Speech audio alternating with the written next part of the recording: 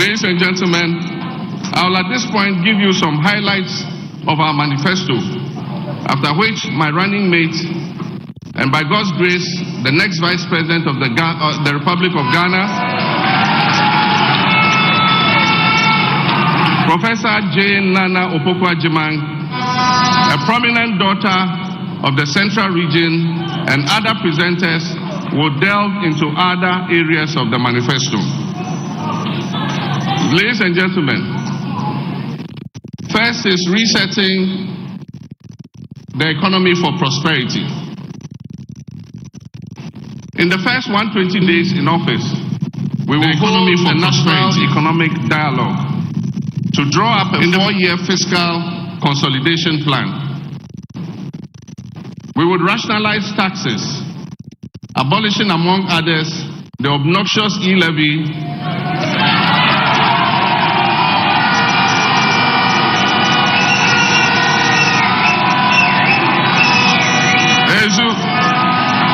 the COVID levy, and the 10% levy on bet winnings.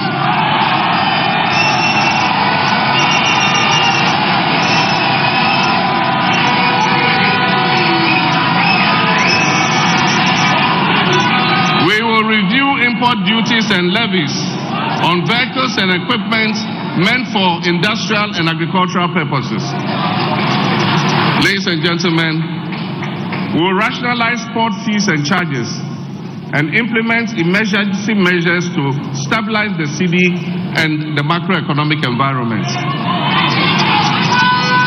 Ladies and gentlemen, we will use the price stabilization and recovery levy to cushion consumers of petroleum products. We will investigate the NPP's opaque gold for oil deal.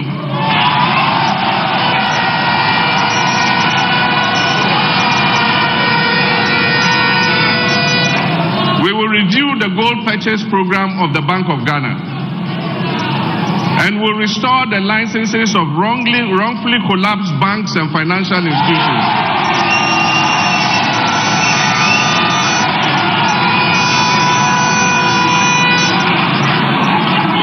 We will increase indigenous participation in the banking and financial sector, and we will free the statutory funds, the GET Fund, NHIL, Road Fund, to be able to achieve their mandated objectives.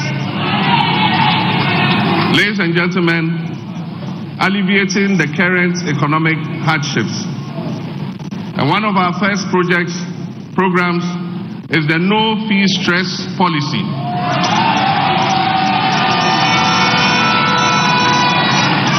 There are many students who are unable to take up their places in tertiary educational institutions because they cannot afford to pay their academic user fees, the academic fees. And so we'll take that stress off them. For the first year, they will not be required to pay fees. And I assure the universities it will not affect their internal generated funds. We're going to give the money to the student's loan. The student loan will pay it to the universities as a grant.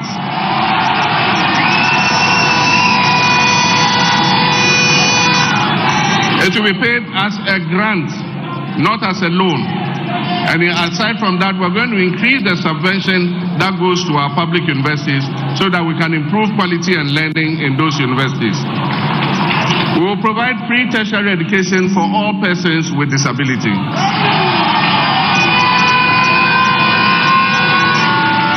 And we will provide free sanitary pads for girls in school.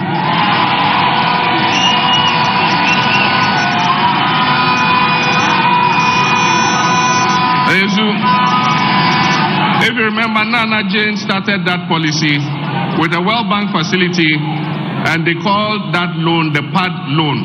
Yes, we are proud of the PAD loan. It will allow our young girls who are going through their periods to be neat and hygienic and not to miss school, be able to go to school all year round. We will uncap the National Health Insurance Levy. Currently, there's a cap on the levy, and so a certain portion of the levy goes into the consolidated fund.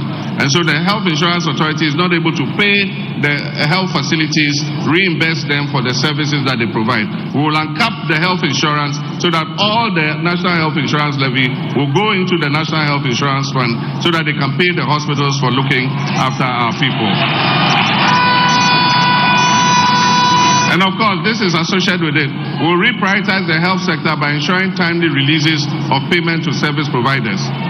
We established the Ghana Medical Care Trust, into brackets, somebody calls it Mahama Cares, to support persons with chronic diseases such as kidney failure, cancer, sickle cell, diabetes, hypertension, and other health-related diseases.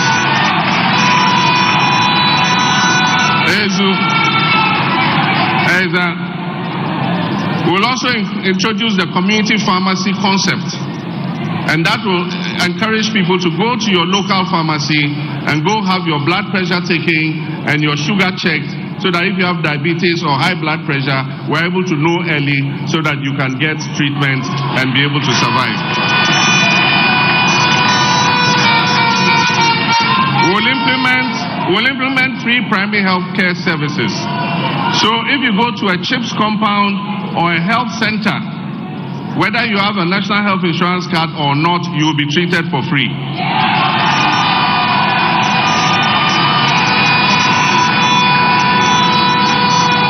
And so from the health center level down, polyclinic, health center, CHIPS compound, if you go, you'll be treated for free. From the district referral hospital upwards, you use your your national health insurance card and you receive treatment. We will expand health infrastructure to restore the automatic employment and timely deployment of health workers. And so we're not going to wait till elections are coming and announce that we've opened the recruitment portal. The recruitment portal will be open and will do continuous employment of health workers, doctors, and nurses.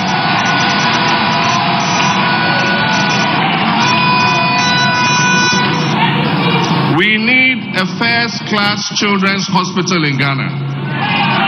The existing children's hospital has outlived its usefulness. And so we're going to construct a state-of-the-art 500-bed specialist children's hospital in Accra.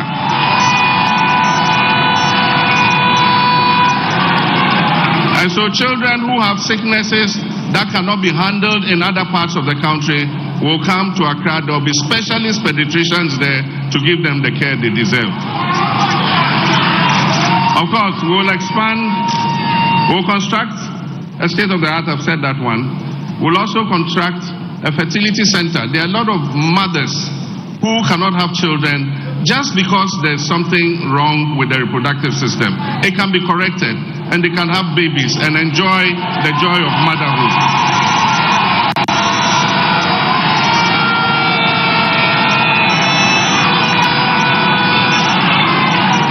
But currently, the prices that the private fertility hospitals charge are out of the range of most mothers.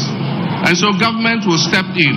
We'll build a fertility center where mothers who want children can come for consultation and they will be given the treatment so that they also can enjoy the joy of motherhood. I'll go quickly. We'll expand the facilities at the whole teaching hospital in order that it can provide specialist services and also be a quaternary hospital to serve the University of Health and Allied Sciences. In the whole of the OT corridor up to the northeastern part of the country, there's no trauma hospital. And so we'll build a trauma hospital there so that persons who are involved in accidents on the Eastern Corridor Road will have a place where they can be treated properly before they are transferred.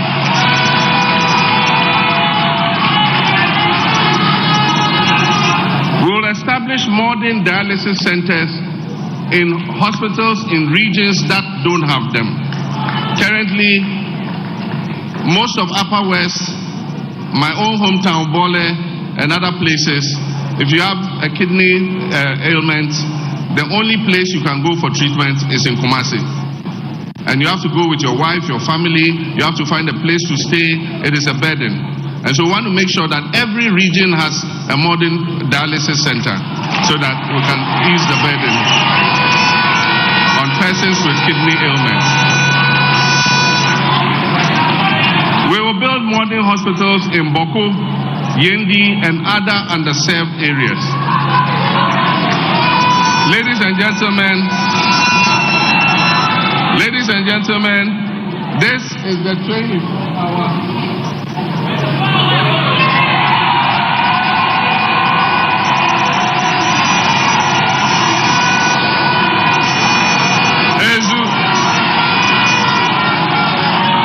This is the 24-hour economic clock.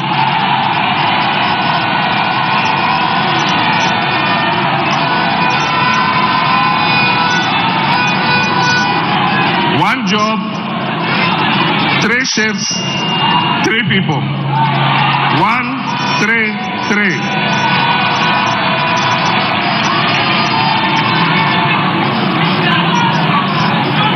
One job, 3 shifts, 3 people. Obiabe Didi.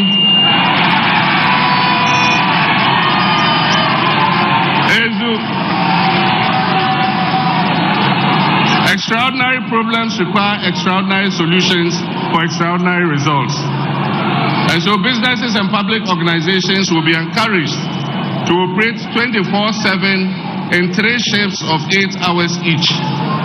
This will boost production, it will increase employment and provide well-paying jobs. It will transform Ghana into an import substitution and export-led country. It will increase employment opportunities and revenue, and it will enhance access to public services. We will focus on some selected public institutions that have huge customer traffic. For instance, the ports and harbors should be open 24/7.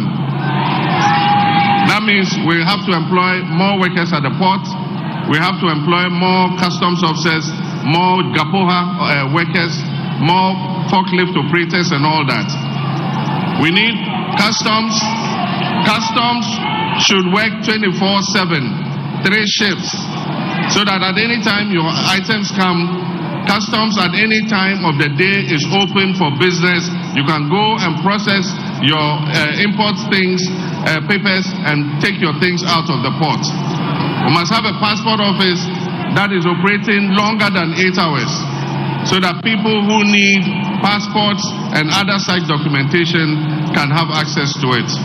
We must have a DVLA that is working more shifts than 1 shift, so that more people can get their licenses processed in a shorter time than the current waiting time. In the private sector, the sectors that we are looking to promote and encourage to run 24/7 and 3 shifts are first the agro-processing sector. That is those who will process our cassava into cassava starch, cassava flour, gari, and all that. There's a huge market in Africa for all these products and in other parts of the world. Manufacturing, that is industry.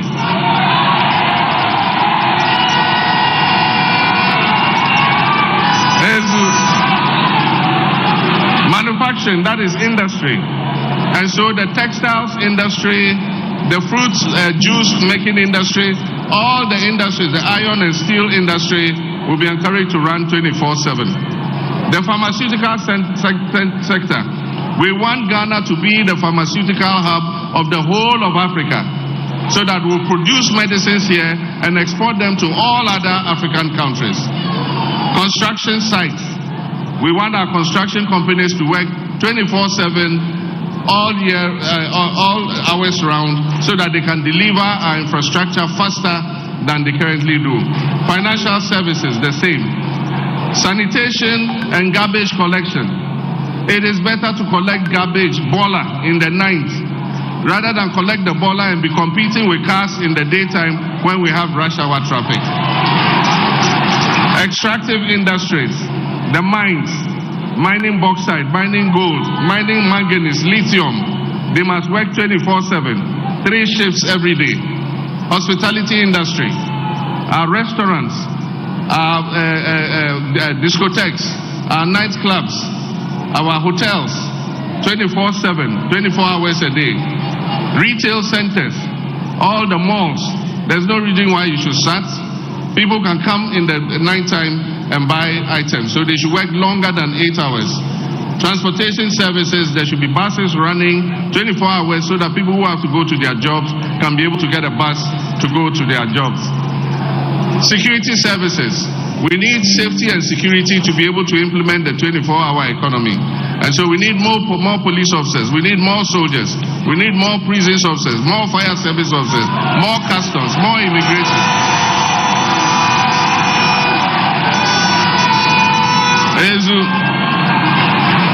Now the support package for 24-hour businesses is to stimulate demand for 24-hour economic goods and services. And this will be supported by strategic investments in infrastructure, in security, in energy.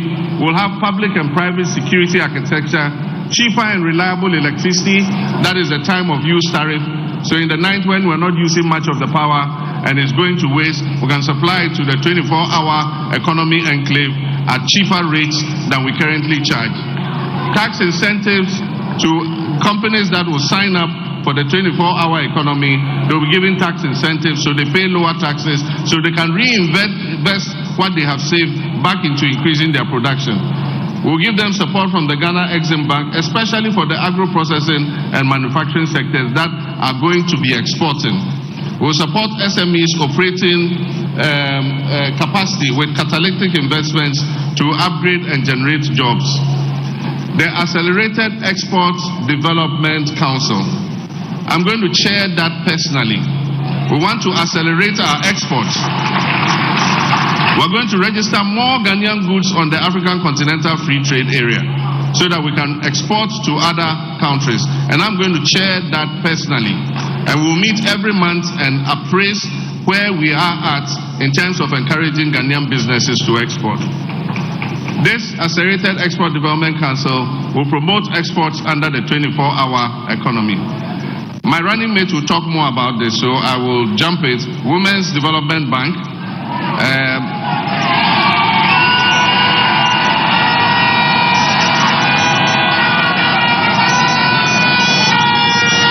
It will give low interest loans, particularly to women's businesses. She'll talk more about it, so let's jump in.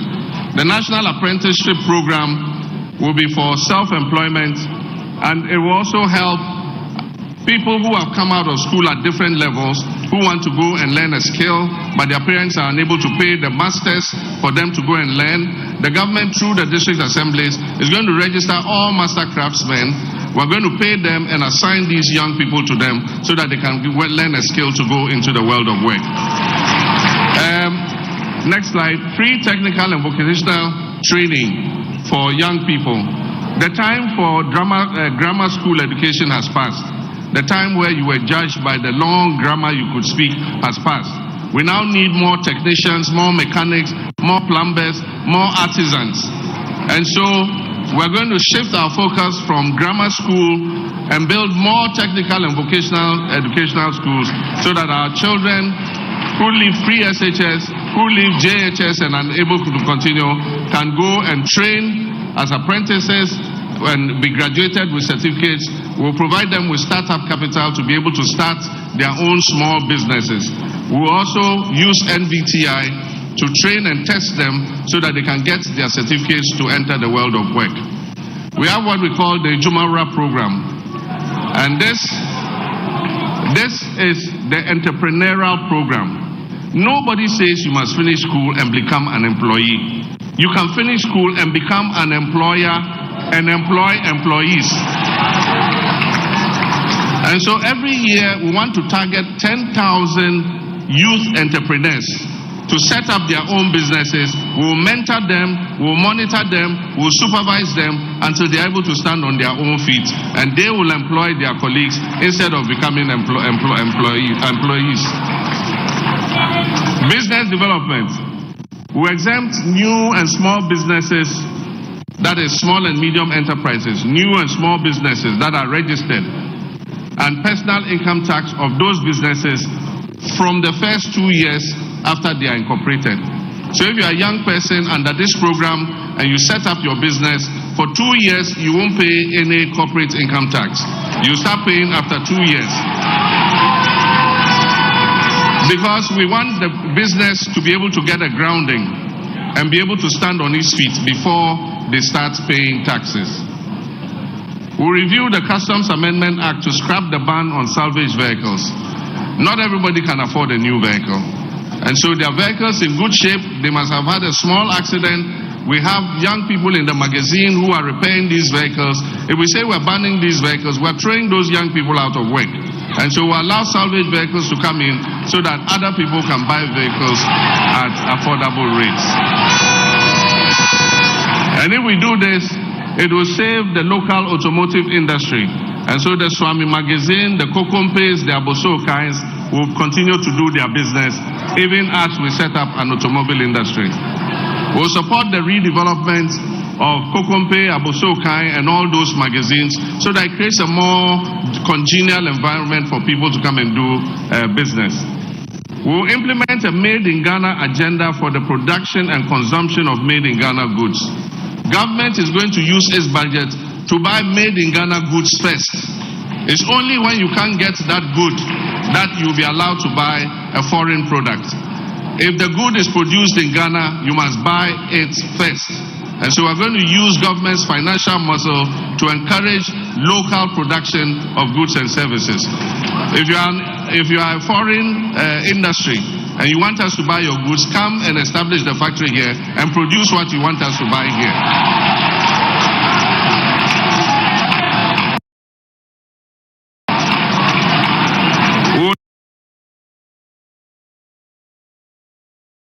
Launch an Export Ghana policy, and it is the Accelerated Economic Development Council that is going to oversee this Export Ghana policy.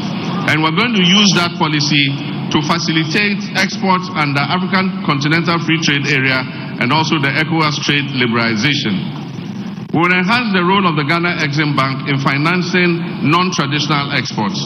We'll readjust their focus so that they are putting money into industries that are exporting products, so that we can give them capital at a cheaper rate.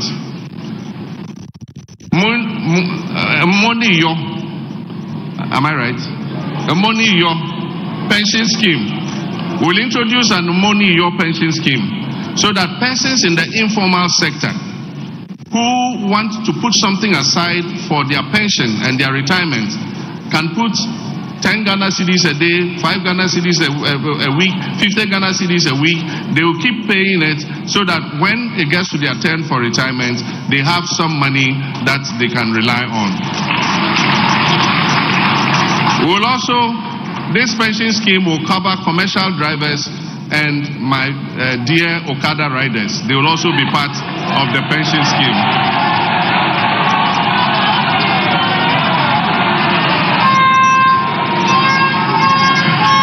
It will also be extended to small-scale miners, farmers, fishermen, traders, and market women. People who receive cash on daily basis. You put a little aside. If it's every week, you go and pay it into the money. Or you can use your mobile phone and pay, and your account will keep being updated. So after 15 years, that money has been invested. When you are retiring, you have your pot of money so that you can be getting a pension every month in your old age. Digital jobs initiatives. We'll partner the private sector to invest $3 billion to leverage ICT for jobs. And this will be through the 1 million coders program. We announced this in 2020 and we didn't win power, so we couldn't implement it.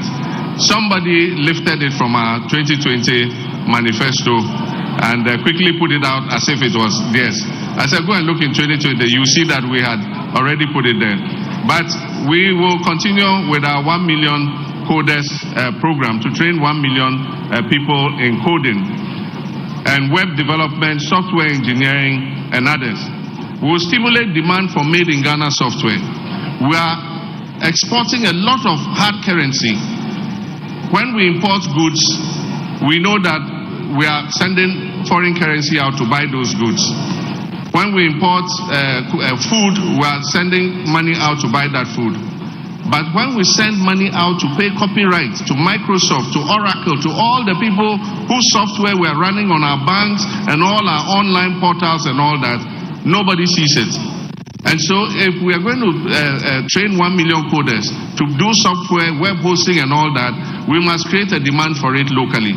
And so government will first see if we have the available software in-house before we allow anybody to buy software from outside.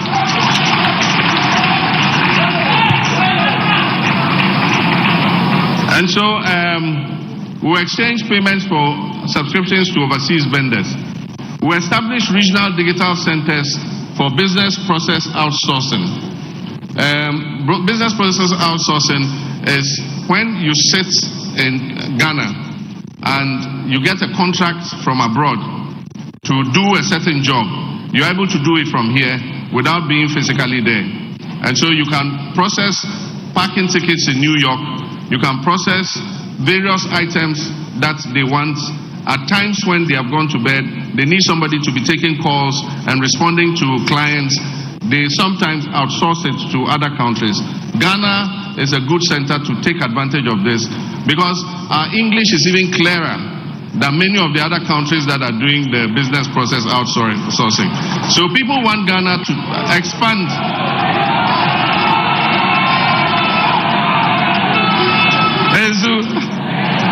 Invest 50 million in a fintech growth fund to promote digital entrepreneurs. I announced this long ago when I met the fintech entrepreneurs.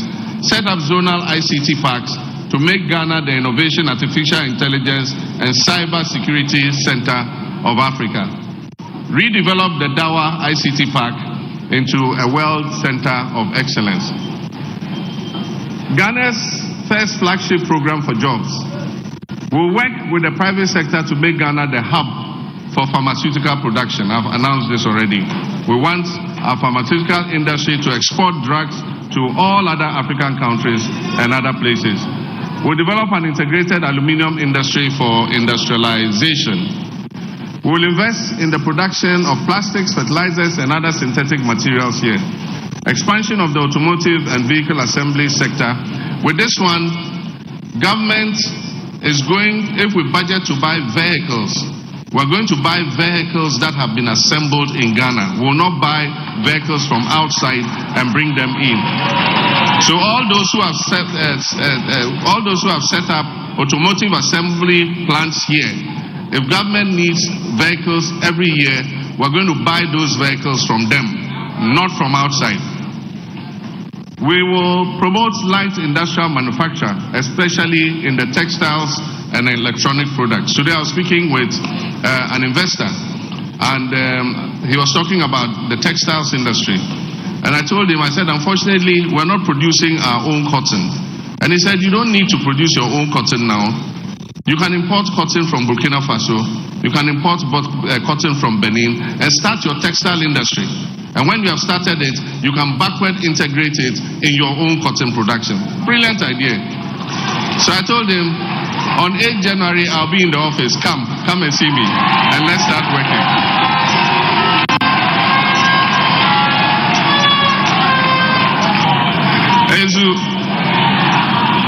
And so, we'll revamp the textile and cotton and allied industries. We'll set up agro-industrial zones in all regions. I've said this already. We'll get a site in every region. Government will clear the site. We'll develop the site. We'll bring water, electricity to the site. And any private sector developer who wants to produce buy agro products and process can come and get a land within the agro processing zone and start his business, so that he doesn't have to go. And quarrel with families. They'll sell him land. Another person will come. No, the land was not for this one. Government will secure the land so that they can easily set up their businesses. Establish mini processing plants for cassava, tomatoes, fruits. Set up cashew processing factories in Bono East and Ahafo, where we have the most cashew. Set up ginger processing plants in OT. We look at the comparative advantage of every region, and we will set up the plants that suit that region. We're not doing one district, one factory. We're looking at every region's comparative advantage and will put in the processing capacity that will make use of their products.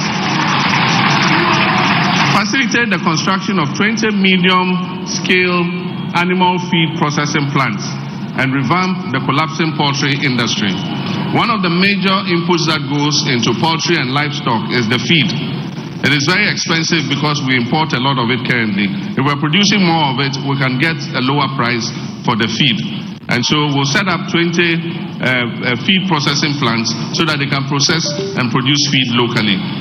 One area is the Bono area. I know the Doma area, there's a lot of poultry. We'll give poultry cages to all the young people who want to do poultry. Exim Bank will give them assistance to produce the chicken. We'll produce cold storage facilities and processing facilities so they can process their chicken and keep it in the cold storage facilities for, ready for the market. Establish, it's gone. Okay. Agriculture for jobs. We want to make agriculture more attractive through modernization to ensure food security and job creation. We reduce food inflation to lower the high cost of living through our Agriculture for Economic Transformation program. We'll roll out a Feed Ghana program, which is to boost food production, guarantee food security, and supply raw materials to industry. And this is my favorite project, to establish farmers' service centers in all agricultural production areas. And in each farmer service center, there will be tractors, there will be harvesters, there will be plows, there will be harrows, there will be planters, everything you need to do modernized farming. And our farmers are going to be registered within the catchment area of the farmer service center. And at the beginning of the year, you go to your farmer the planting season, you go to your farmer service center, they'll provide you with the services, give you the fertilizer, give you the improved seeds, plow for you, plant for you. And when you harvest and you sell your crops, you come and pay the cost of the inputs that they gave you. We'll create farm banks with agricultural zones to ease access to land and irrigation facilities for agricultural purposes and encourage young people to go into farming. We need to bring more of our land into irrigation because you know what happened this year. There was a drought in the north and parts of Bono region. For almost 8 weeks, the rain didn't fall, and so people have lost their crops. And so we'll go more for irrigations, even if small scale, boreholes. We have the Volta River, all along the banks of the Volta River, we can develop irrigation facilities. Promoting good governance and combating corruption. Remarkably reduce the size of government to 60 ministers.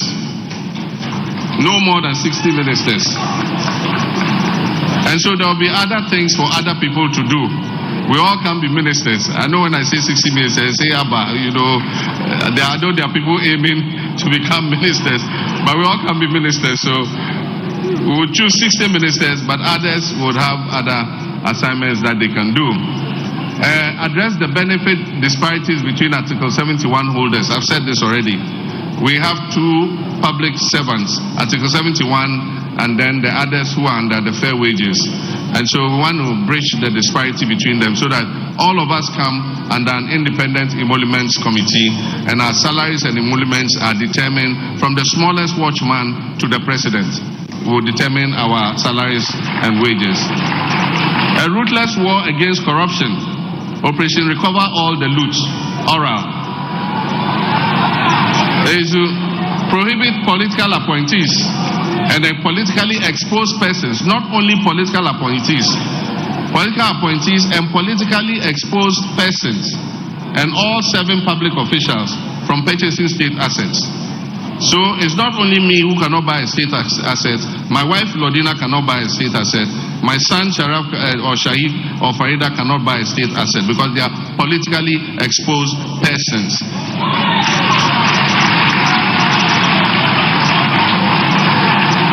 Reopen investigations into major unresolved cases, including the Ayawasu West Wogombai election violence, the 2020 election killings, the unresolved murder of Ahmed Swale and Silas Wulo-Chame. There are all these cases that occurred under this administration. They refused to investigate them. Even where they've investigated, they've refused to implement the reports. They've not paid any compensation to the persons who are affected. We're going to look at all that and we'll deal with it. Dedicate equitable attention to all levels of education. Improve free SHS. Improve the quality of food for our children. Cancel the double track so that all our children can go to school at the same time. We're going to provide dedicated and sustainable source of funding for free SHS. The problem with the free SHS is it has no dedicated funding. And so it's subject to the hazards of the budget. And often the consolidated fund does not release funds. And so children go hungry because the funds have not arrived. Decentralize the procurement of food for SHSs to boost local economies. The feeding grant will go to the schools, to the headmasters and the business. And they will go to the local market and buy the beans, the granules, the rice, the cassava dough, the agbelima, the meat from the local market, so that the town in which the school is located can also benefit from that. It will also allow the headmasters to provide more nutritious foods than the current system. I said this already, implement a no academic fees policy for level 100 students, no fee stress policy.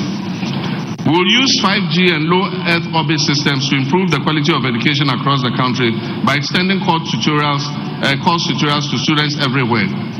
We have good masters in different schools. And so for us, perhaps the best mathematics master is in Wesley Girls. The best French teacher is in Ghana Secondary School. The best geography teacher is in GSTS. Ghana Education Service will select these teachers. And they will teach, they will be filmed teaching the course online. They will teach online. And we'll upload this course content on YouTube. And so you can go on YouTube and download what you want. If it's mathematics, you download it. If it's geography, you download it. But at the same time, it will be available on demand. And because we're going to put Starlink internet satellites on every secondary school, the teachers can use the Starlink to show the children the demonstration by these teachers. And so you can be in Bunkurgu Secondary School. The best maths master in Wesley Girls will be teaching you because you'll be able to download his course material.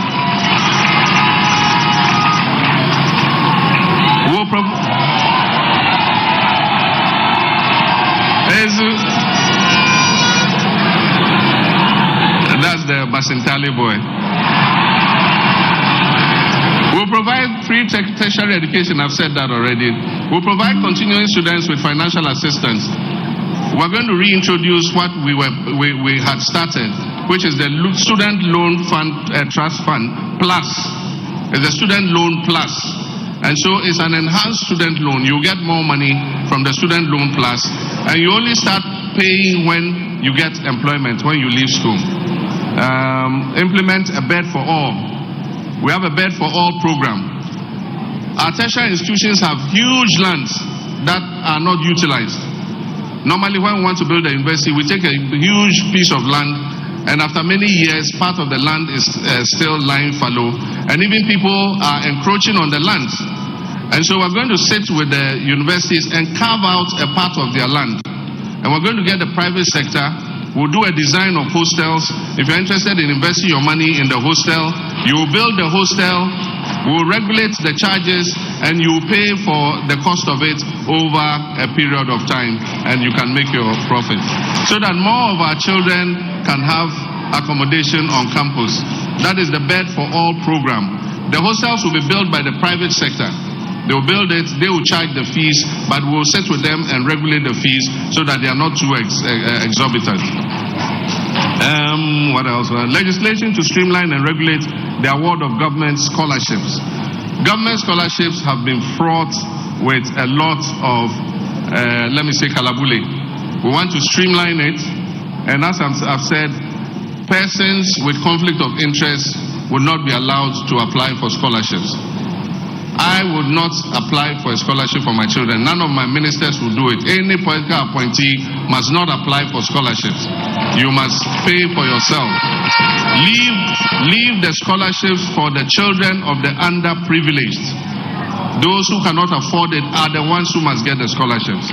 And we're going to do that. We'll abolish teacher licensure exams.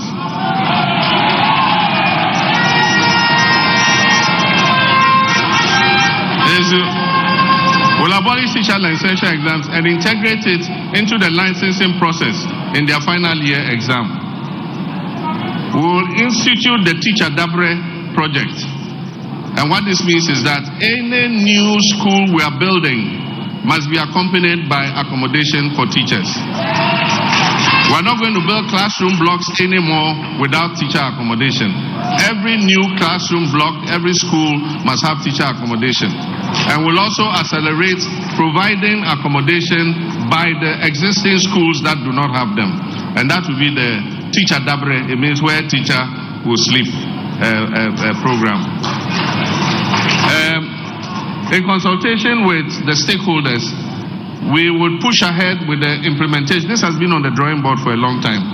That is 20% basic salary, special allowance for teachers and health workers who accept postings to rural areas. Most of our teachers and health workers don't want to go to rural areas. Everybody wants to serve in the city. And so we're going to map out what we define as rural areas. If you accept posting to go there, you get 20% of your basic salary as an incentive, as an allowance to teach in the rural area. Expand infrastructure to ensure prompt employment of nurses and teachers. And so that is also part of it. Assist teachers to own their own vehicles of their choice by offering flexible duty payment arrangements and employer guarantees in partnership with teacher unions and the banking sector. We will encourage teachers to take loans to own their own cars, teachers and other public sector workers. And so your bank will pay for the car, we will deduct it from your salary and pay straight to the bank. And what we'll do is, we will not waive the duty on the vehicle. What we'll do is, we'll allow you to pay the duty in small installments until you finish paying the duty, so that the car is yours. You'll be using the car while paying bit by bit by bit. I didn't say 1 cedi, 2 cedis. That will take 1,000 years to pay. But it will be a percentage of your salary that will go towards paying off the cost of the car and the installment payments of the duties. This is going to be the age of the railways. We have paid lip service to building railways for a long time, and this time we want to make a move on it. It's going to be done by build, operate, and transfer. Because we've been shut out of the international credit market, there's no way we can go on the capital market and borrow to build railway lines. We're going to offer an expression of interest, transparent, to companies that are willing to invest in our railways, and they will bring the money, they will build the railway lines, and all the revenue will go towards repaying the railway lines. And so if it takes 25 years to repay, they will control it for 25 years. After 25 years, when they have recouped their money, then we'll sit down with them, and then they will transfer the assets to the government of Ghana. And so the western and eastern lines will be connected to the landlocked countries. And so there will be a line that joins from the western and eastern lines and goes up north to Burkina Faso, so that we can send Burkina Faso containers up to their country, and we can bring down their cotton and their imports down to the ports for exports. Construct urban intracity railways and bus rapid transit. The time has come for us to take some of our people off the roads. Many countries are moving in that direction, and so there are light railways that supplement the urban transport system. And so we'll do a feasibility study and see how we can get BOTs to start light transit rail. Promoting responsible mining, ban issuance of new mining leases and activities in forest reserves. We're going to close the forest reserves and get all those Akunta mining and all of them who have desecrated our forest reserves. We are going to march them out of the forest reserves. Some of those trees in the forest reserves are 700, 800,000 years old.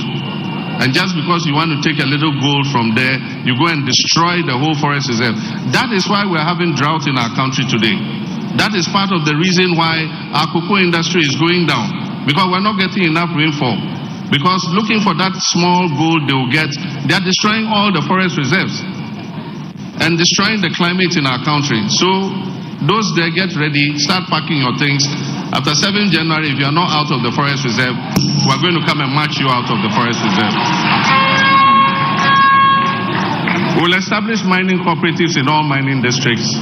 We'll set up a gold board that will be responsible for buying gold from the small-scale mining sector. The way we have the cocoa board, buying cocoa from the farmers, we'll have a gold board that will buy all the gold from the small-scale miners. It will send it to our own refinery to be refined, and we'll export refined gold and get all the value addition instead of sending the raw bullion out the way we are currently doing. Decentralized regulatory licensing and processes for artisanal miners. That is setting up offices of the Minerals Commission in all mining districts. Implement a blue water initiative to heal and harness the environment. We're going to clean the poisoned waters that have been poisoned by mining so that we can discharge those waters back into our rivers. We're also going to hire the young people in tree growing. And so in the areas where mining has finished, we will level the ground, close all the holes, and we'll have young boys from the community. We'll pay them a stipend every month. We'll give them abobo yas. We'll put polytanks in there so that they can plant trees on the mined out land so that we can reclaim the land.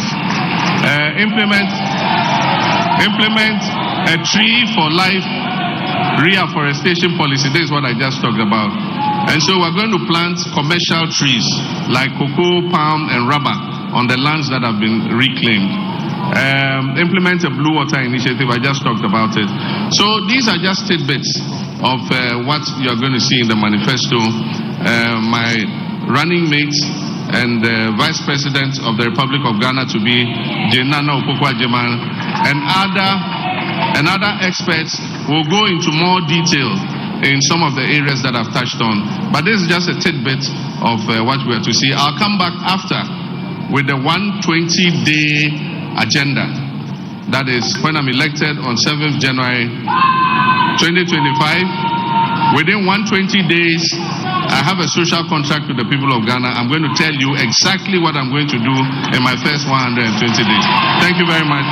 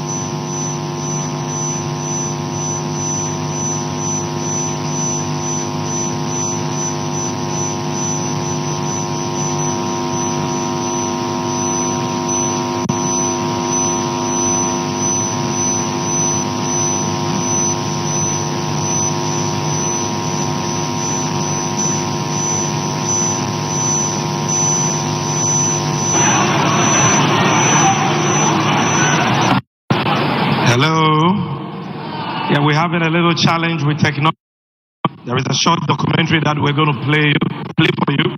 So kindly bear with us. Joboy, our nation needs a reset. Our democracy needs a reset. Our economy needs a reset. And our attitudes need what? A reset. These are the words of the nation builder, His Excellency John Dramani Mahama. Another round of applause for him. He's a visionary who is coming to the presidency with the benefits of hindsight and experience. A man who fears God. A man who speaks the truth. And because he speaks the truth, he speaks like a president. So when he is speaking, he stands at one place. He doesn't move up and down. And you can see that his suit is not wet, like somebody we know. Choboy. So His Excellency will be back. But before we move on, there is a huge crowd out there made up of committed, dedicated, loyal NDC constituency executives, regional executives, branch executives, and members of the party. Ladies and gentlemen, let's give all of them a round of applause.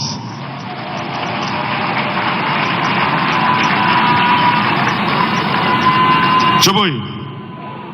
So, if you listen to His Excellency's speech, there was one policy that he really majored on. That policy is dear to his heart. Because that policy is the solution to the biggest problem confronting our nation today, and that is the problem of high unemployment. This policy is what organized labor, the TUC, says is what? A game changer. Choboy. And so because of how important this policy is, and because His Excellency wants this policy to go viral to every nook and cranny of Ghana, today we are officially launching the official song of the 24-hour economy policy. Are you happy? Look, I can bet you that this is not a song you can sit down and listen to. I can bet even those on the front seat that they will stand up and dance. DJ, let the music flow.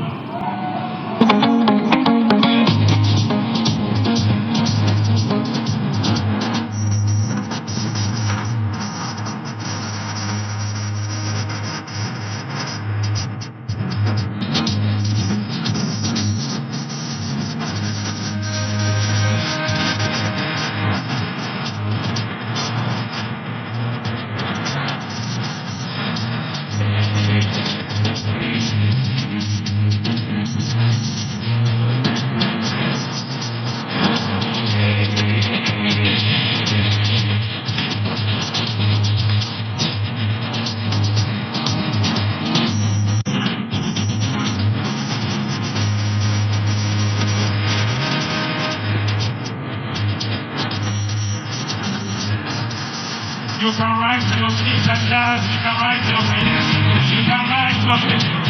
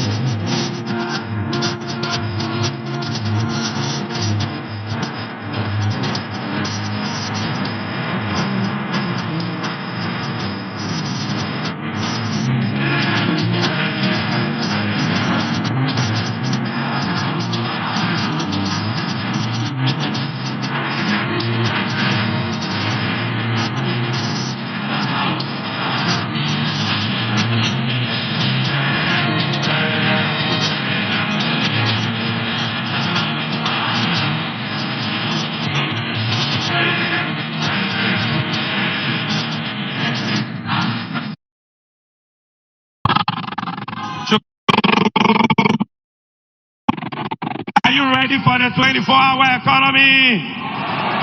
A Yezu. Ladies and gentlemen, the leader has spoken. You know, in our tradition, when the chief speaks, the linguist now expatiates and explain what the chief has said. The NDC has the men and women to explain the broad message our flag bearer has put out in various thematic areas. Choboi. And so we will now call some thematic speakers to come and shed light on some of the key policies contained in the manifesto. And to start this session is a man who served as a deputy finance minister between 2013 and 7 January 2017. He's been a ranking member in Parliament for Finance. And because of his sterling leadership, he was promoted, and today he's a leader of the NDC caucus in Parliament. He is a proud son of this region, the Central Region. The Member of Parliament for the good people of Ejumaku Enyan is Siam. Ladies and gentlemen, with a round of applause, welcome to the microphone, the Minority Leader, Honorable Dr. Atoforsen.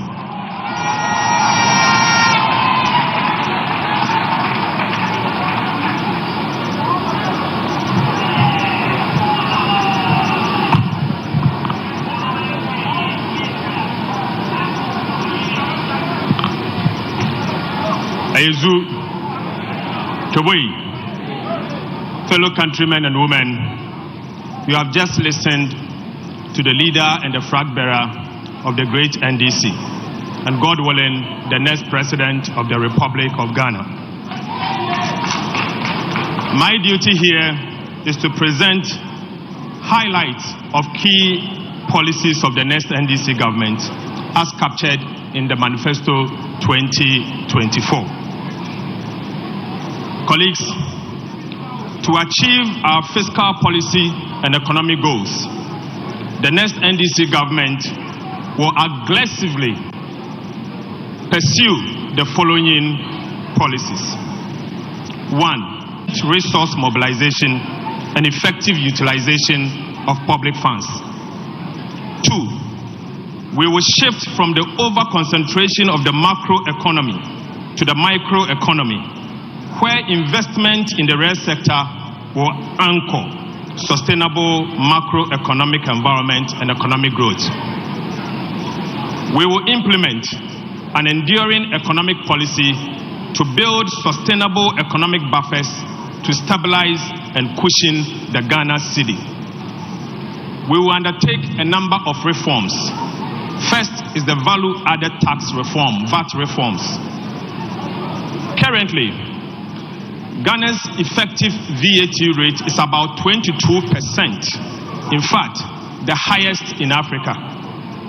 This is because Get Fund levy of 2.5%, National Health Insurance levy of another 2.5%, and COVID levy of 1% are all added to the statutory VAT rate of 15% for the final determination of a value-added tax. Businesses are not allowed to deduct their input VAT for NHIL, Get Fund, and COVID levy. Aside the high effective VAT rate, Ghanaians are compelled to pay 3 and 6% of flat rate for VAT purposes. This effectively defeats the key principles of the input-output of the value-added tax regime. In fact, some businesses are now unable to cope with this high tax regime, and as a result, they are relocating from Ghana to places like Togo, Benin, Cote d'Ivoire, and Nigeria. It's also a fact that this is part of the reasons why some of our citizens, particularly professionals, are migrating out of our country in droves in search for greener pastures. The NPP government has distorted Ghana's value-added tax policy by implementing both sales tax and value-added tax at the same time. This is indeed the height of incompetence on the part of MPP in tax policy formulation and administration. Our pledge: the next NDC government will undertake a comprehensive review of Ghana's VAT regime. This is indeed intended to provide a relief for households and businesses. We will therefore adhere to the underlying input-output principles of the value-added tax regime. The next NDC government will do the following: 1. Abolish the COVID levy. 2. Will reverse the decoupling of the Get Fund, NHIL, and COVID levy from the value-added tax system. Will reduce the effective VAT rate from the 22% to a bearable limit. Will reverse the VAT flat rate and will upwardly adjust the VAT registration threshold to exempt micro and small businesses from the collection of value-added tax. We will improve VAT compliance through public education and awareness. Aside the VAT reforms, we will also undertake a public debt management reforms. In fact, to restore confidence in Ghana's economy and the capital market, and to prevent a repeat of President Akufo-Addo and Vice President Bawumia's reckless and excessive borrowing that resulted in crude and painful haircuts, the next NDC government will establish an independent public debt management office to ensure effective public debt management. We'll also review and enforce the Fiscal Responsibility Act, Act 982, and implement a fiscal consolidation plan to ensure fiscal discipline. We will also implement a deliberate policy to build sustainable economic buffers to cushion and stabilize the Ghana city. We will also undertake a public expenditure management reforms, and in doing so, we will tackle the wastage of public funds and ensure prudent expenditure management, and we will also do the following. We will establish an independent value for money office to scrutinize government procurement above a threshold to be determined by Parliament. We'll reset the entire fiscal framework and implement a robust fiscal policy regime for effective utilization of public funds. Colleagues, historically, the Ghanaian economy has been the second largest in West Africa, aside Nigeria. But Ghana has lost its enviable position to Côte d'Ivoire due to lack of investment and dedicated policy towards economic transformation and growth. As at end 2016, the size of Ghana's economy was 55 billion Ghana cedis, representing the second in West Africa, while that of Côte d'Ivoire was 48 billion Ghana cedis, the third largest in West Africa. However, in 2022, Ghana lost its enviable position of the second largest economy in West Africa to Côte d'Ivoire. As at the time, in the year 2022, Ghana's GDP was $73 billion, while that of Ivory Coast was $75 billion. So since independence, for the first time, Ivory Coast overtook us in terms of the size of GDP as at the year 2022.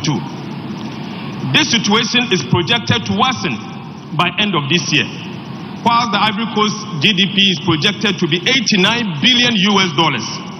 Ghana's projected GDP by end of this year is estimated to be $75 billion.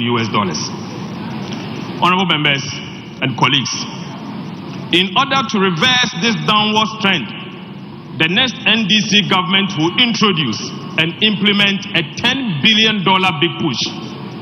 This big push is aimed at driving the needed focus and investment for economic growth and transformation. The big push will be a major economic policy of the next NDC government with 4 key economic growth poles. First is the Western Corridor Economic Enclave project, and then second is the Eastern Corridor Golden Growth Agenda. The third is the Transformational Road Transport Plan, And the fourth is the Cocoa and Palm Economic Crop Rejuvenation Program. Ladies and gentlemen, the NPP government has been a monumental failure. They have destroyed our livelihood. They have indeed driven our economy aground. They have collapsed Ghana's cocoa sector. They have wasted and dissipated Ghana's public fund. They have destroyed our good governance. They have reversed the progress of our country. They have delivered crude and painful haircuts across board. They have corrupted the moral fiber of our dear country. And of course, they have implemented the Ejapadiye state capture plan. Let me say, fellow countrymen and women, that the time has come for us to come together to restore our country and reset our country. Many of them Ghana for Abani or the Hochero Stronko or the Abraham. Abani waits in a woo. Yada yanda. The Juman Yuho, and Branson Yedumanye, and Catesia when Yedumanye. Yaraka Siciliary, Serious Kumpa and Yimidara Babaye. One man Hochero Casaba, Diato Sramonye de. Abani or Sudan Casa on to me Yemwenye. Baby, I was a Ghana question. Sambaka Moho, Ambaka President Mahamanoho. Ambaka ya Treva, Yen sister, Yama me, Professor Nana Jane, Opoku Ajima no ho, ne Yambua Yam Papa or your President John Mahama Hua, many anom, and what children obeying Semifigana. Diato to Sramo de, Mumbua and Fifi Mantomofo. Mwamu you the NDC party, they Yakapati or Junianwa, Onini NDC party. In Bridiaraba, Wabuahen, Yatutu Sramuina. Mumba Kanyaho, Nayan Nagana onye ye, Sunday baby Agana Rokon, Waya Mutsododo, baby or money quay, Sayankam boom, Nasayam J or money and fee MPP one sema, a query or Bessay, Madame Asibe Yamishra Muina.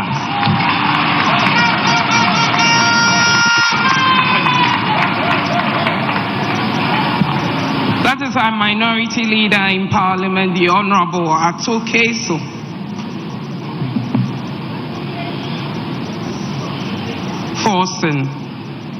We are moving straight to agriculture and agribusiness, and we are inviting on stage the Honorable Eric Opoku, MP for Isunafo South and ranking member for the Parliamentary Committee on Food and Agriculture. The Honorable Eric Opoku. Thank you very much. Thank you very much for the opportunity. Your Excellency, the incoming President of the Republic of Ghana, distinguished ladies and gentlemen, I crave your indulgence to stand on the established protocols to dissect the agricultural policies of the next NDC government. The agricultural sector is confronted with low production, low productivity, food losses, limited markets, and poor access to credit, among others. These have largely been occasioned by low investment in the agricultural modernization and the entire value chain, leading to food insecurity and the alarmingly high food inflation the nation is grappling with.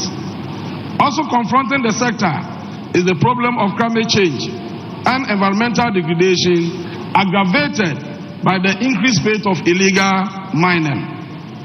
It is estimated that Ghana spends $2 billion, cedi equivalent of almost 32 billion, to import food annually to supplement local production. This places undue pressure on the cedi.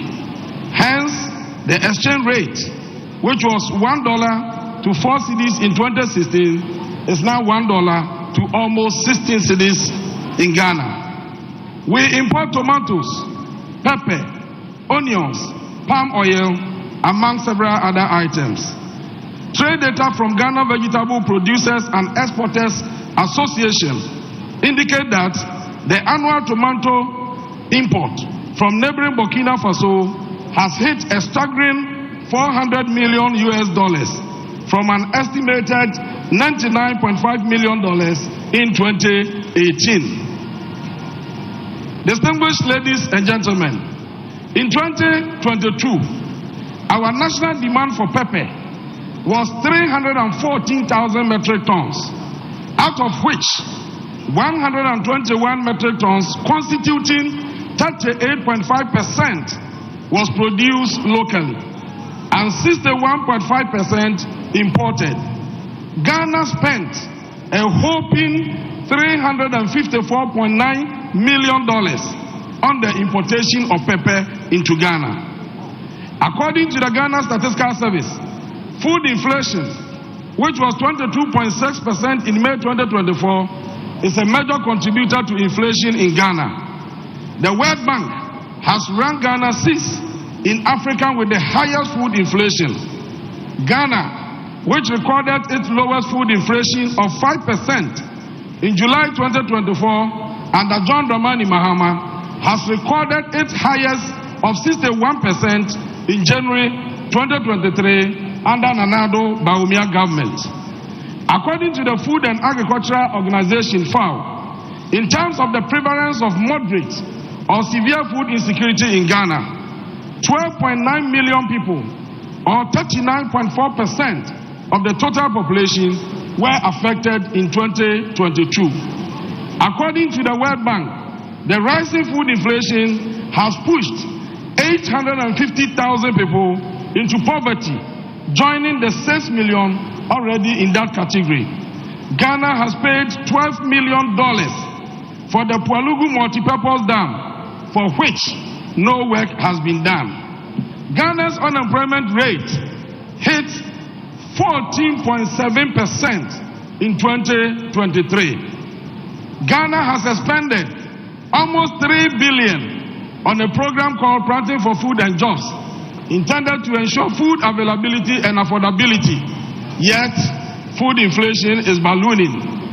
The next NDC government is committed to addressing these challenges through an Agriculture for Economic Transformation agenda, ITA, which will focus on modernizing agriculture and promoting agribusiness to reduce food inflation, ensure food security, boost exports, and create sustainable jobs.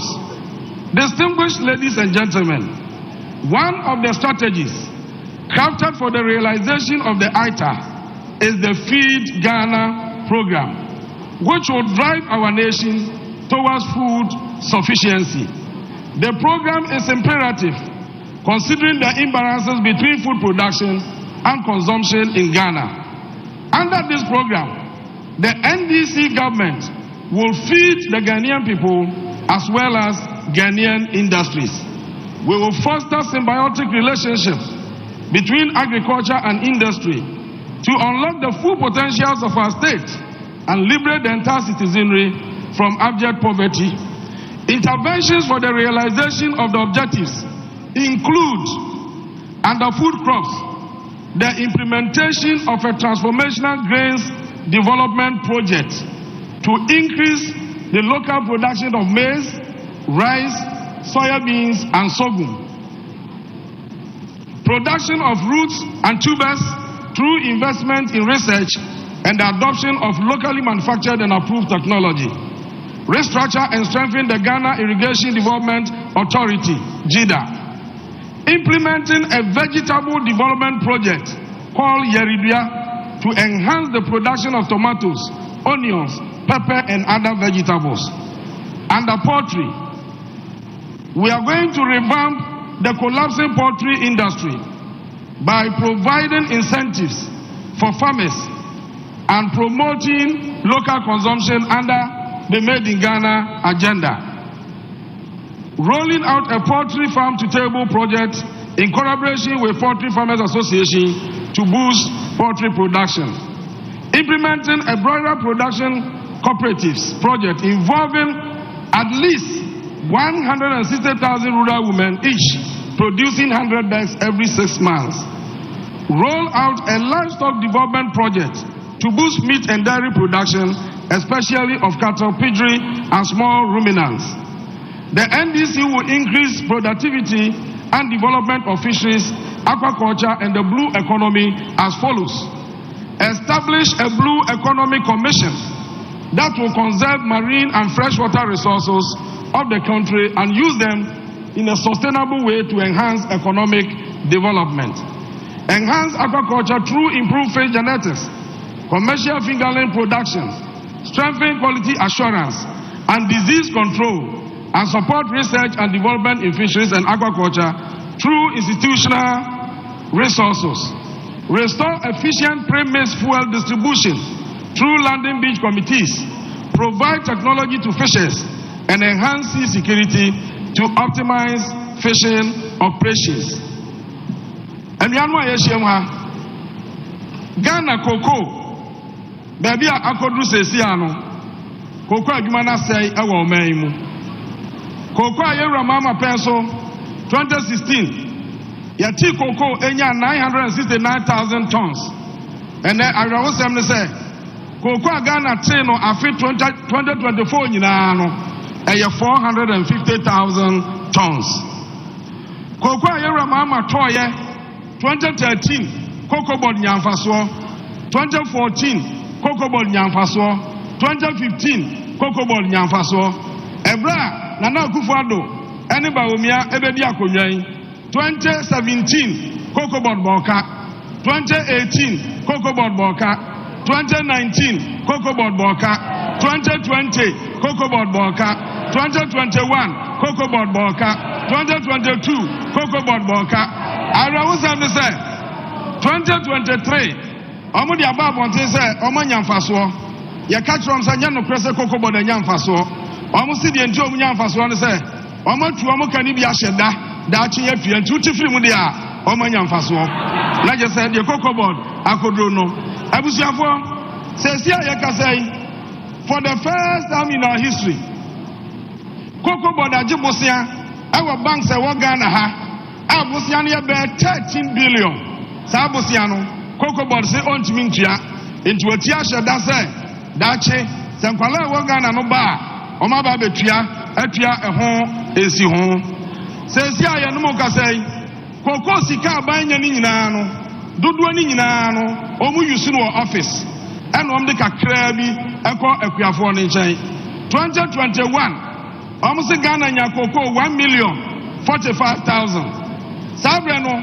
sika omu yusu no office aya office expenditure na ya 1.7 billion Ghana cedis. 2022 cocoa ayete ye no so tee ye nya 1 million bio ye nya 683,000 na so sika ye di no office no epeja free 1.7 billion ekodu 2.6 billion Ghana cedis.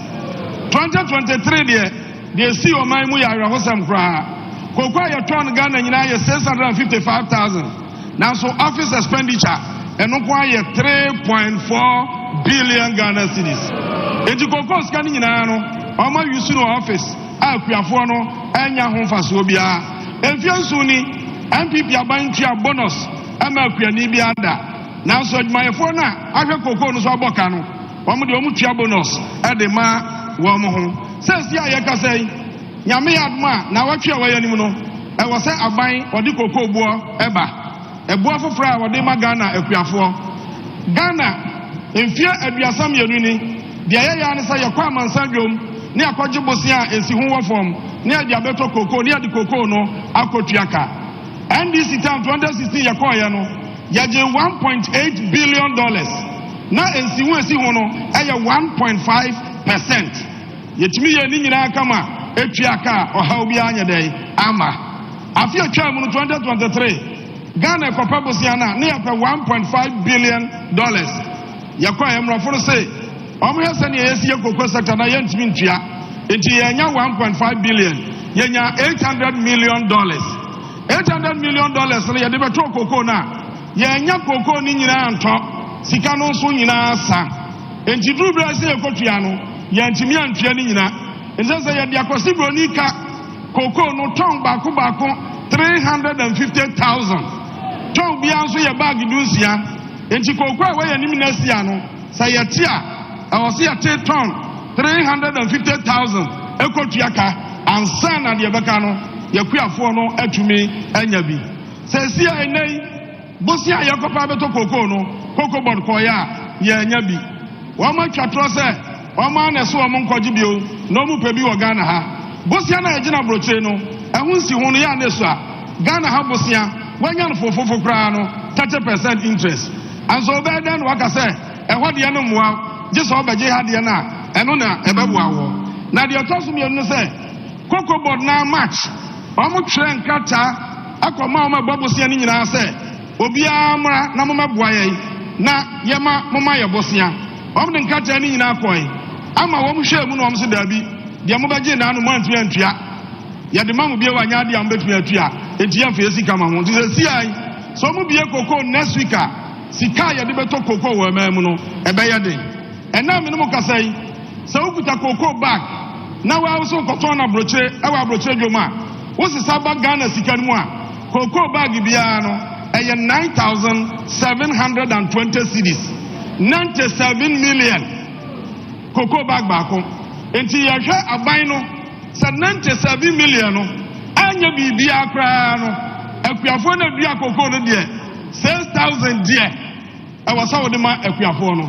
So I buy and fasa, I'm ma Equiafona, a 60 million. And yet now a donkuma, Yane Equiafo, Ebete, I buy no sutia. And then NDC I buy say, Yabaye, Quiaduman de Abaye, dear the kind, Oma Kwajibosia, a Chayoko, Nina Gusombedia, $600 million. Sikanosa, Coco no so Omantia. Oma catch up your force, Oma Nia Mufu. Yera Jomama near this say. So Yamidi never be Diaconia, Yabaya share. Now, before you come for a young Nina, Abaya Buamo, Ama Diasa Coco Nina, Ama Coco no, Asaya Babu. Afei, Yabaya Coco colleges. Our region said, Dia Coco Nina, Naya Church the Coco Piafo, Sanya Bayo Behunu, Coco Manusi. Naya train one manu subi. Sanya Baya, see fed my four, I'm on my cocoa, no one juma, cocoa, 4 months so, ebetimi aya adwuma bi. Afei the others will say, and this ya ban be dia konwa ya, na ya wa konwa so no, ya koton cocoa na, ne bo no, ya di mu nchichemu wa ha no adioso 70%, and ma akuafo. Sesi akoko bo wo sesi ai, aban no chemu nan, aban famiensa, and wo de ba ko ma akuafo. Yewra mama so be dia konwa ya, sa wo hwa akuafo ya, koko adwuma no so be dai, ebe ye yie.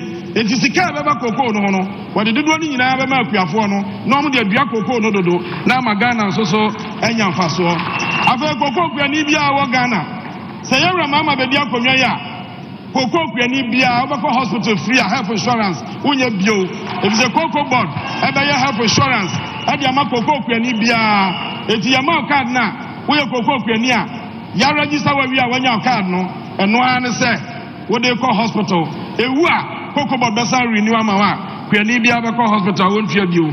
Afei, Equiafo bonus na Irano, and this ya buying beside the bonus line a day, Ababu.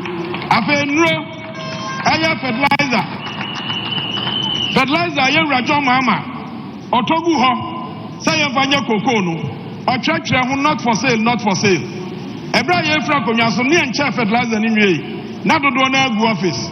Young man before buying. I'm so much of a lad and 80 Ghana. If you have one engineer into a Manigu office or Proy, Auditor General, the report of Brian Parliament to say, fertilizer a Proy and Kuano, none of war, 239 million Ghana cities. Titicano, almost 240 billion. Manigu office, Equa. Yera Mama saw the fertilizer neighbor bill, Sabaya Coco no Basso, Obama for free fertilizer. Yabama will know. Na akuafo timi ayemfuo no ama koko na ayedai aye kama afei koko kuani bia wo Ghana ha yewra mama se yama wasonte se kuadwuma no be ya ejinamoso akande bia mo de be koko adwuma no ebe ma koko adwuma na yeye no se nyame ya adoma ode ni nyina be ma mo na wacha mochi na afei ya biabie koko processing factories na ye koko na no yetimi de bia ye chocolate ni wa bebre wa ha na ya famu ma enu nana no nyina nso adwuma medamase nyame hiramu. Thank you very much, MP for Isunafo South and ranking member for the Parliamentary Committee on Food and Agriculture. That was revealing. Thank you very much. Coco Boda Brankasa. Anyway, moving on, let's introduce some of our chiefs who have joined us. Osaberi Makwekuata II is Omahini of the Ogwa traditional area. A round of applause for Osaberi Ma. Dasibre Kwebu Ewusi VII, former Vice Chairman of the House of Chiefs and the Chief of Abiaze. Thank you very much for your time, Nana. Oketeku Kome, the 8th, Chief of Commander, hometown of our running mate. Thank you very much, and thank you for giving us such a beautiful woman with a beautiful soul. Nanam Mate Wayo II, Chief of Achim Asenho. Thank you very much for your time. Nana Kusibuedum, representing Amentim Otu the 11th, the Paramount Chief of Abra State. Thank you very much, Nana. And representative of the Chief of Winneba, led by Neyi Gati Jankuma III, Adontihene of the Winneba traditional area. Thank you very much, and thank you for accepting us into your constituency. Next is the Honorable, I call him Son of Man, Honorable Samuel Okujeto Ablakwa is MP for the Northern constituency, and he will be speaking on good governance. I think that he's the best person to speak on governance.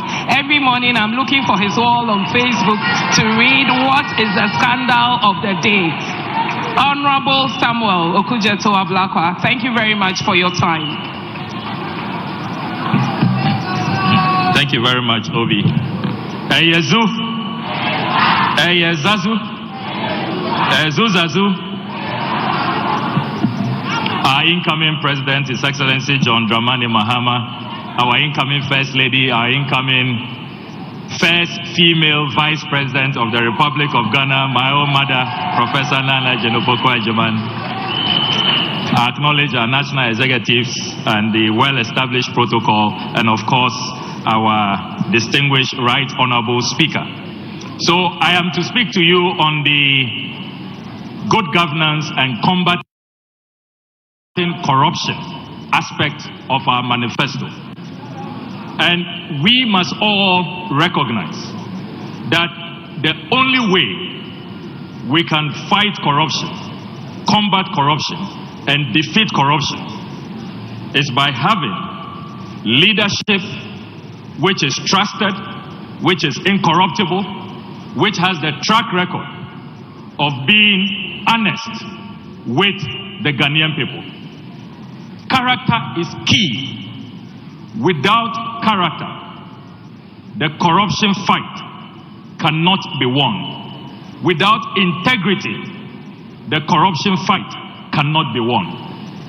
And we all know that in His Excellency John Dramani Mahama, we have a leader who has that character, who has that track record to fight corruption and to defeat corruption.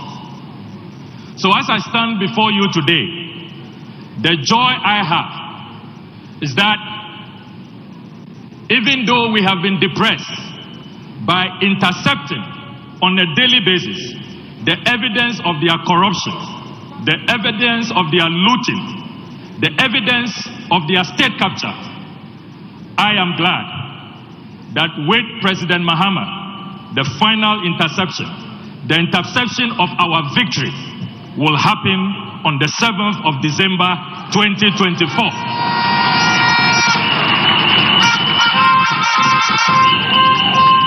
Comrades, brothers and sisters, you hear on a daily basis some people saying the two parties appear the same. NPP, NDC are the same. In this fight against corruption, we refuse, we reject that baseless and unfounded claim that the two parties are the same. We are not the same. The NDC is different. We are not the same. Fortunately, President Mahama has been in office before. Did you ever hear President Mahama say that he woke up with a nightmare and so has decided to make a personal pledge. And so he's going to sink $58.1 million in the world's most expensive pit. That has never happened under any NDC leader. Where God is deceived, the clergy are deceived, and the Ghanaian people are deceived. It has never happened and will never happen under President Mahama. That was not the only deceit with the 339 million CD National Cathedral. In the process, so many important edifices were demolished. As we speak, the Judicial Training Institute has been demolished. Judges' bungalows have been demolished. Scholarship Secretariat demolished. Passport Head Office demolished. NCCE bungalows demolished. Comsys IT firm demolished. Waterstone Realty Apartment Complex demolished. The Malian ambassador's residence demolished. So we have one leader who is a nation builder. He's building UGMC, building the Ridge Hospital, building the Sao Sudoku Hospital, building Terminal 3, building Kumasi Airport, building Tamale Airport, building Ho Airport. And another leader is demolishing, destroying in a deceptive pledge where he says he will not use our taxes. How can you say that these two people are the same? That these two parties are the same? President Mahama did not promise that under his tenure he will make sure that the era of sole sourcing comes to an end. And then we discover in the 2023 Auditor General's report that apparently 87%, unprecedented, unseen before, 87% of Cocoa Road projects were all single source. And guess what? Baumia's brothers at the center of that inflated single sourcing scandal. That is according to the Auditor General's report. We never saw this under President Mahama. Under President Mahama, we never saw a situation where he allows a cabinet minister to purchase state assets. And only this week, President Akufo-Addo has been saying that the brouhaha, the agitation by organized labor, all of that was needless. Can you believe that? Such naked conflict of interest. We never saw that under President Mahama. So, ladies and gentlemen, we all know that our country is headed in the wrong direction. When you read the Afrobarometer Democracy Risk Report, it says 9 out of 10 Ghanaians believe that Ghana is heading in the wrong direction. That same Afrobarometer says that corruption is at an all-time high. Indeed, if you read the Corruption Perception Index over the last 4 years, we have stagnated. Their best performance is President Mahama's worst performance. So when it comes to good governance, President Mahama is unmatched and unrivaled.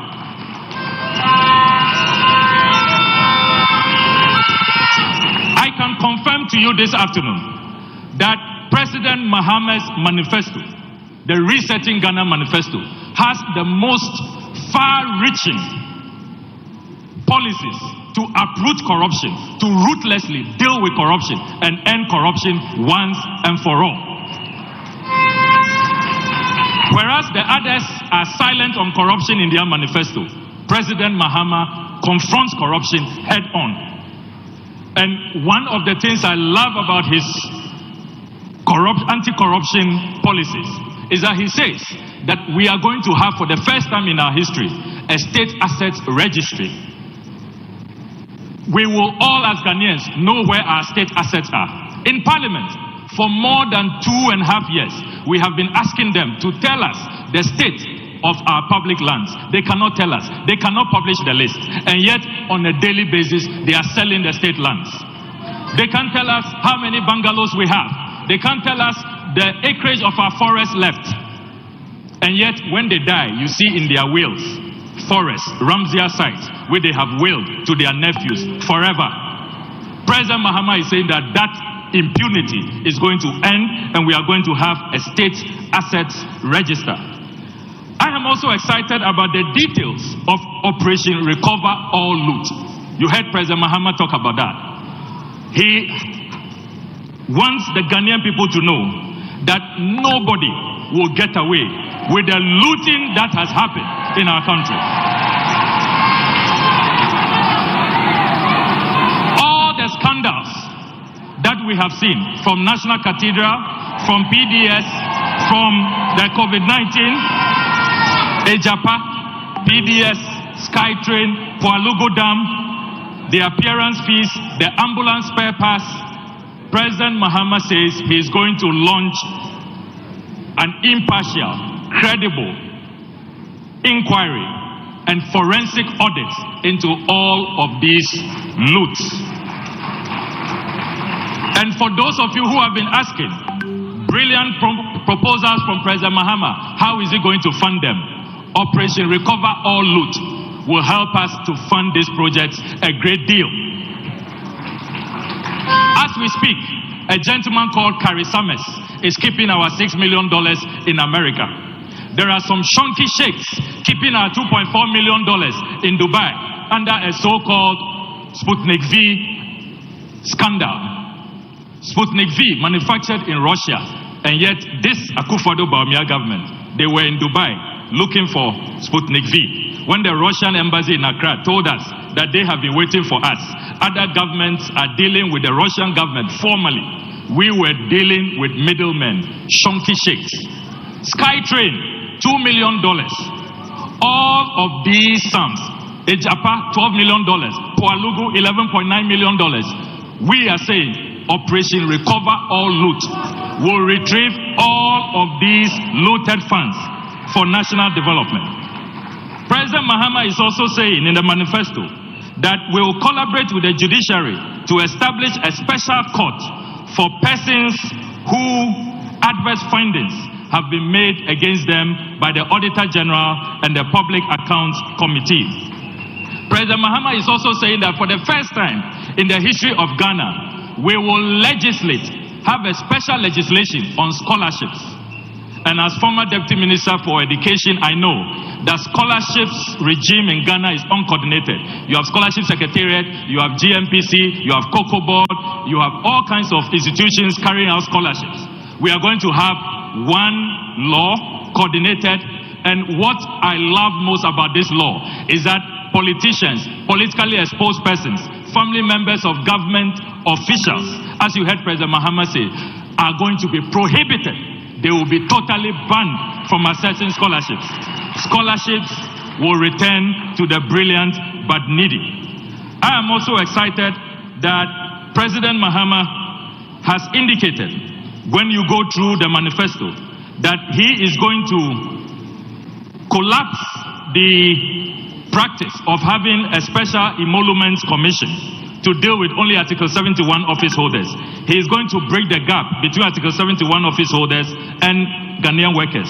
So he will put together one body, the Fair Wages and Salaries Commission, and then the Emoluments Commission will be put together as one body to take care of wages, to take care of remuneration and the conditions of service of Ghanaians, so that the gulf between Article 71 office holders and the rest of Ghanaian workers, that gulf will be bridged and addressed once and for all.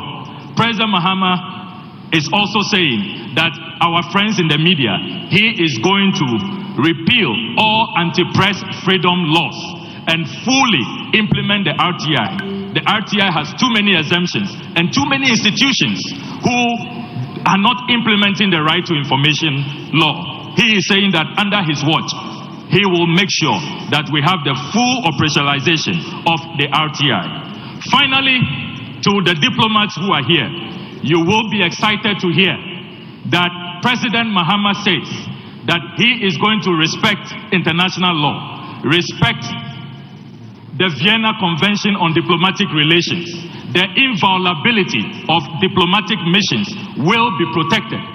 This practice unseen before only under the Akufo-Addo government, where embassies are being demolished, the Nigerian High Commission properties, the Bulgarian embassy, that era is coming to an end, and all diplomatic missions can carry out their diplomatic assignments in peace and stability. The demolition of embassies because of looting, land grab, state capture is coming to an end. And that is another exciting policy to look out for, in addition to a friendly foreign policy climate that will enhance good governance and deepen partnerships and make us a country that is friendly to all persons. Novinyo mie goglomba afififia basugo akpa alakpa abasugo akpa achingli nito over gladua over Ghana nana kama nyonyomo ta manifesto ya nana le manifesto ama na amashiama ta ala vavieba December 7 mi fokaba na mi adakona His Excellency John Dramani Mahama na adonye ya owo 2013 to 2017 na watrava abayiji na Ghana miatenchi ako fafa na ingoyi ava na afukpa ya mi kpakpama asugwakpa na ikata na jo akpanami maune yami miaweba odo akpa. Thank you very much. God bless you all. Thank you very much, the Honorable Samuel Okujeto Ablakwa, MP for Norton. Next is the affable Shamima Muslim, speaking on gender and social protection. She's a distinguished broadcaster and a feminist, and she's a new kid on the block, and all our opponents are afraid. All they do is attack her on Facebook and all their social media networks. But so let's welcome Shamima Muslim. Thank you.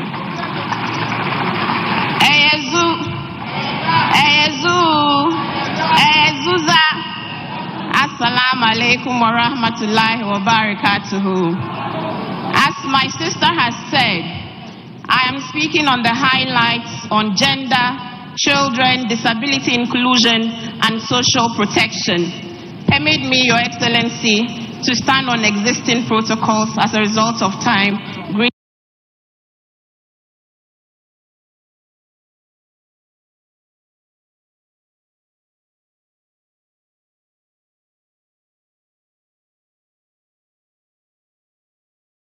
Greetings to you, my dear mothers, Lodina and Prof.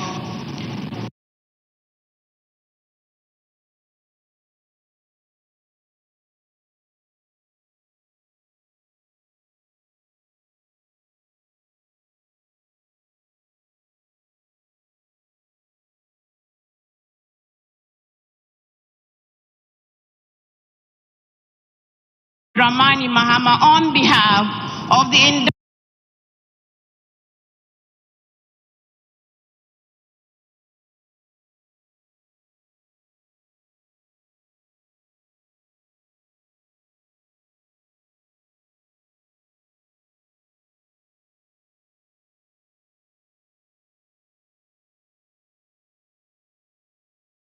those women who create, innovate, and build this nation.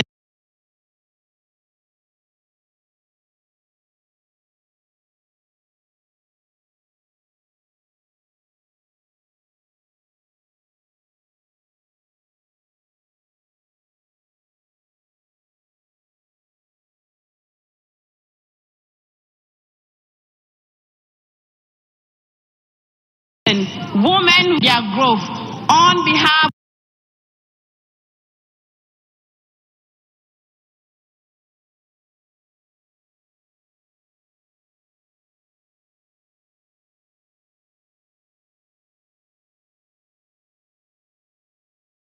of the resilient citizens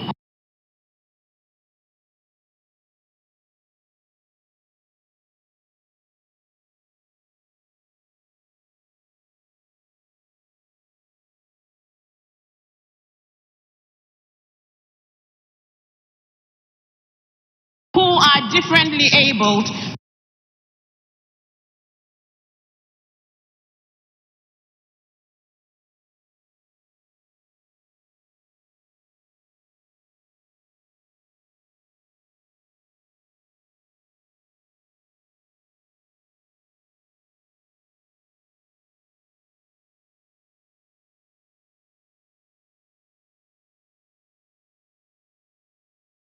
in advance for seeing us.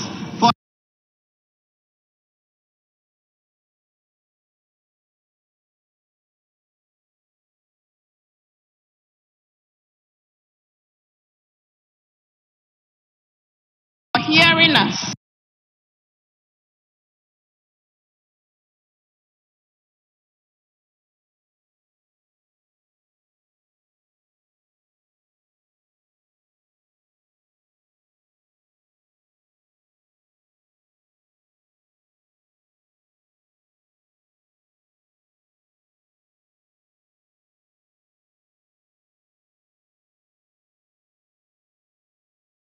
By the dire economic crisis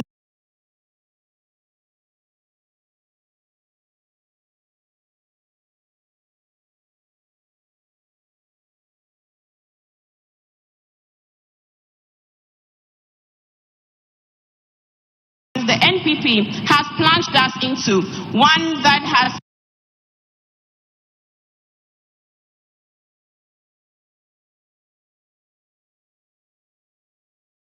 pushed ministry. Therefore, in the next 4 years, we commit to significantly expand economic opportunities for our most vulnerable, increasing social and political representation of women and persons living with disability, and socially protect our elderly and our children. Specifically, ladies and gentlemen, we will strengthen the legal framework for the political inclusion of women and underrepresented groups by implementing fully the affirmative action bill.